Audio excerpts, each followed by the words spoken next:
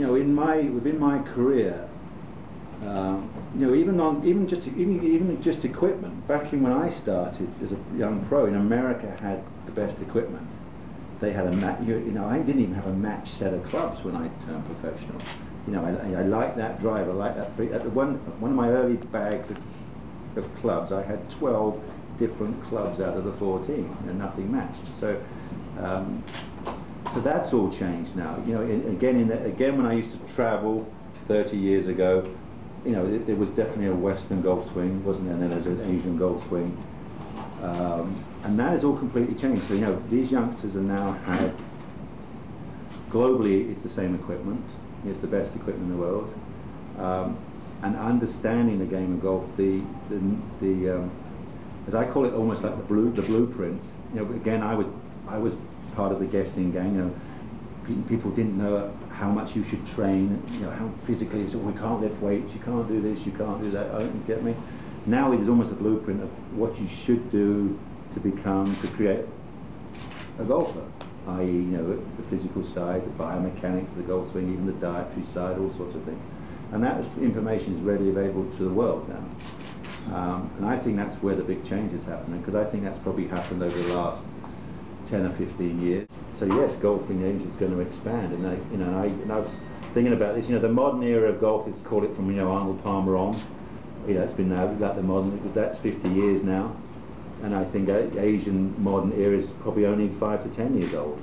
So give Asia another 5 to 10 years, and you've already seen the rise that we've had.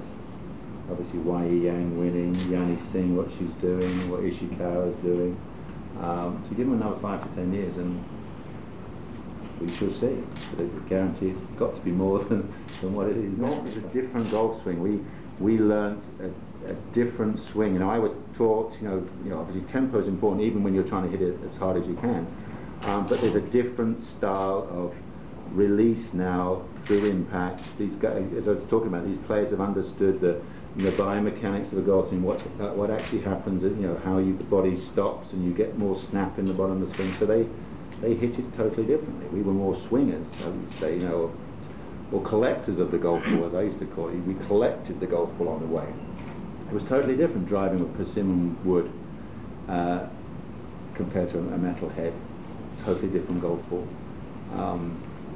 So yes, I would train. You have to train now, and again, through the knowledge, we understand how very much like, you know, the force of martial arts, how you can create speed to your body from core stability, all these. You know, we train, as I said, we just made our arms and shoulders strong and hands. And you go and play golf. Now it's all about core stability and core strength and all these sort of things. So that's where it's really progressed. So yes, if I was starting now, I would train to be able to move my body faster, so I had way more to get my club head speed. I would live across the road from TaylorMade or whoever my brand is, because I would go down to the computers every morning and go, okay, I've got an idea. And that's exactly what I do now. I pop into TaylorMade, you know, once every couple of months. I go on the putting computer and you have the technician. I say, I'm trying these 6 different grips, then these 4 different putters, and after 20 minutes he goes, that's the best. That's as good as you see your numbers. That's as good as it gets. You know, your face angles. You started from square, came back to square, and I go, okay, I'll go and try that. So if I was a young kid, that's what I would do every morning. They've taken the guesswork out of this game, or it's much more constructive feedback, whether that's good or bad. If you try something and the computer says, yeah, that's not working, at least you know you can bin it right there and there, rather than go practice it for a month. You know, and then go, hey, this doesn't work. You know, or just really changed my game. Get what I'm saying? You know, you can actually learn very quickly what you want to do, get that instant feedback, and go off and work on it. I haven't seen the new course. I haven't seen it. Why did they change it? It was magnificent when I won here 19 years ago, wasn't it? I wouldn't have changed it. I've only arrived and seen it. On this trip, I was up in Vietnam, just north of Da Nang. Have a project up there. Laguna Lang Co is the project. Very nice golf course, you know, through the rice fields, along the beach, through the rocks.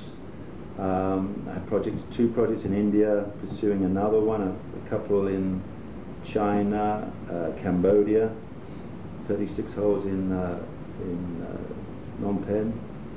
So yeah, Asia's moving. Even obviously the event goes all the way down to New Zealand. I've got a project down in Christchurch. Got to get to that one.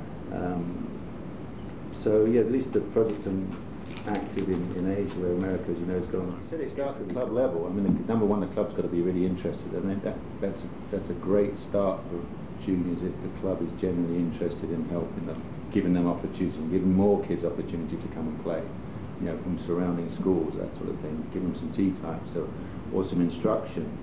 You know, that's grassroots level, getting them interested in the game of golf, and then as they progress, you know, giving them an opportunity to play as much competitive golf as possible. That's what my series is enjoying. The governing bodies of each country are very much behind my series and encouraging golfers to come and play, and that's what I'm trying to do. I'm trying to expand. We have 17 events in 13 different countries, and some of those, like, for example, China has 5 events to get to their grounds, and that's what I hope will happen, especially places like India, because of the size of your country. You can't just have one event. It'd be great if, you know, the country gets divided up into regions, and we can start having, you know, 3 and 4 or half a dozen events within one country. You then have your own grand final, and then those finalists come to my grand final. That's one of our kind of visions to expand. So hopefully, yes, as the numbers increase, the opportunities increase as well. The most important thing, I think, for players is to be competitive. That's how you learn.